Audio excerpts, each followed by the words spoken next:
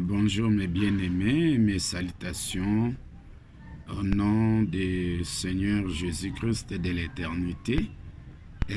C'est votre bien-aimé, le pasteur Antoine.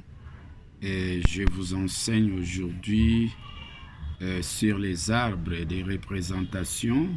Ça se trouve dans la Bible, dans Genèse chapitre 2, verset 8 à 9. Si vous descendez là, l'Éternel Dieu planta un jardin en Éden, il fit pousser des arbres de toute espèce, beaux à voir, et puis l'arbre de la connaissance du bien et du mal et l'arbre de vie au milieu du jardin.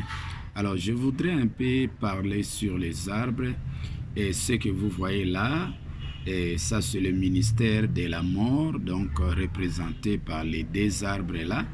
Là, le premier arbre est tout noir et puis l'autre arbre est subdivisé en deux parties, une partie noire et puis l'autre est là, blanche.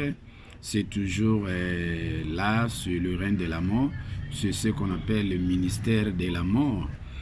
Selon 2 Corinthiens chapitre 3 verset 7,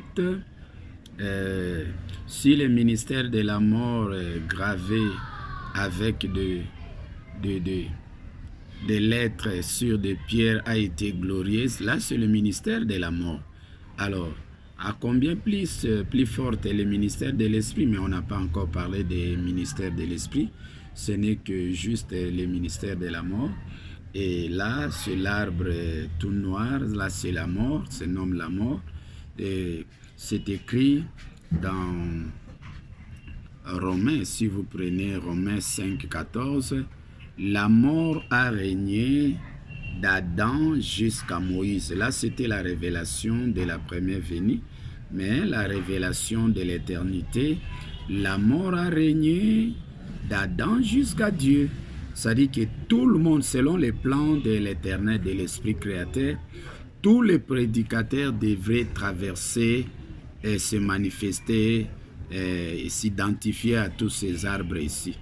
Donc, l'école maternelle, nous commençons avec cet arbre ici, l'arbre de la mort. Là, la mort, là, c'est la parole charnelle, tout sans révélation, il n'y a pas de pensée spirituelle. C'est comme ça, Éphésiens 2, 1, et vous descendez vers là, si vous lisez Éphésiens, vous allez voir que tout le monde a sillonné cette mort ici. Et c'est ce qu'on appelle la parole charnelle. Alors cet arbre ici, qui est tout noir, c'est un prédicateur qui reçoit l'inspiration auprès de l'esprit de l'égarement. L'esprit de l'égarement, c'est le serpent. Donc, de Genèse, chapitre 3, verset 1, le serpent était l'animal le plus rusé qui se trouvait dans le champ que l'Éternel Dieu avait créé.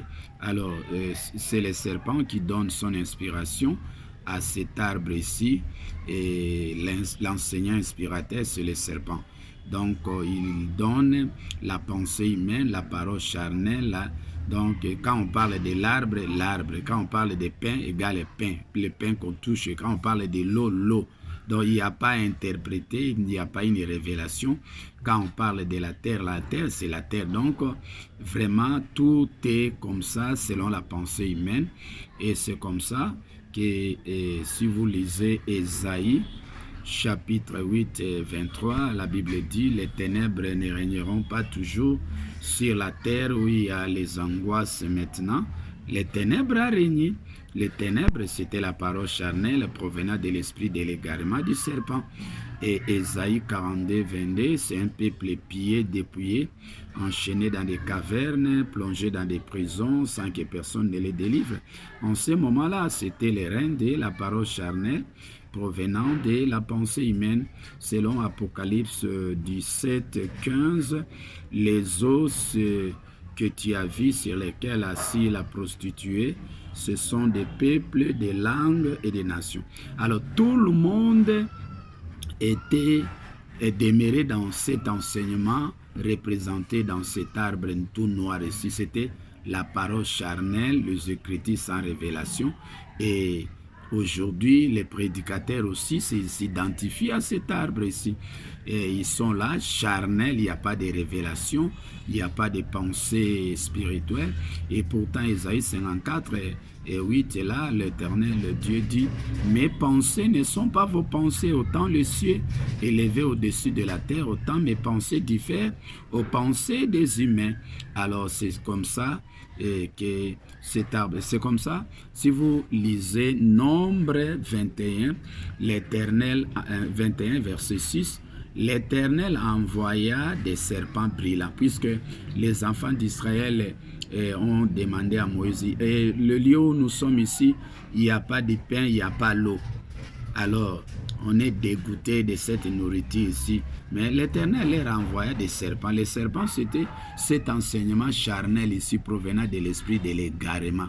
Donc, il n'y a pas de révélation. Alors, c'est comme ça que le serpent est venu mordre. C'est un enseignement qui tue. Quand on dit ne tuez pas, ne proclamez pas un enseignement charnel provenant de la pensée humaine. Quand on parle de l'eau, l'eau. Les pains, l'arbre.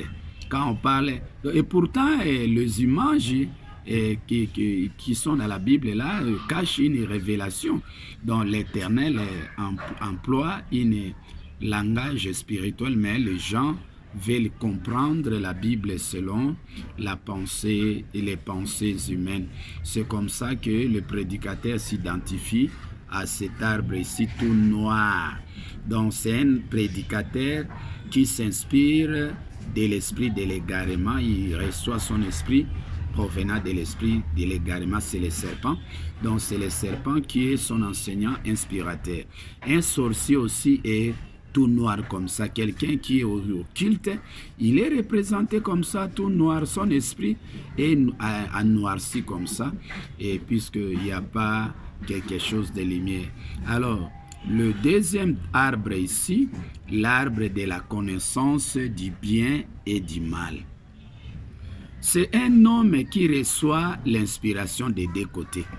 Il reçoit une inspiration provenant de Christ, là, du côté blanc. Il reçoit aussi l'inspiration du côté du serpent. C'est un homme double. Donc, l'arbre de la connaissance du bien et du mal, c'est un enseignement charnel mélangé, ou un enseignement spirituel mais mélangé avec la parole charnelle provenant des pensées humaines. C'est comme ça que le prédicateur, vous écoutez aujourd'hui, comment le serpent a inspiré le prédicateur. Il parle des langues, de Shikarakababa, Lorobo, tout ça. Ce sont des langues que les serpents, l'esprit de l'égarement donne. Et pourtant, quand on parle de parler en langue, quand Paul parle en langue, c'est employer un langage spirituel selon la pensée de l'Éternel. Ce n'est pas les shikakabaraba, tout ça. Tout ce que vous prononcez, les shikarababa, tout ça, ce sont des inspirations provenant de l'esprit de l'égarement du serpent. Aujourd'hui, c'est l'enseignement de l'éternité. Nous ne pouvons plus cacher la vérité et nous vous disons clairement que si vous employez les langues là, les shikarababa, tout ça, ce sont des langues provenant de l'esprit de l'égarement du serpent. Donc l'enseignant inspirateur, c'est le serpent. Donc le séducteur, il a été maîtrisé dès le commencement. C'est ça, c'est que le serpent est fait. Il donne son inspiration. Alors, dans Psaume 75, verset 9, la Bible dit, il y a dans la main de l'Éternel une coupe où il fermente un vin plein de mélange. Et il en verse tous les méchants, la 6. Les méchants, ce sont des prédicateurs charnels. C'est comme le langage qu'on a employé, les brigands.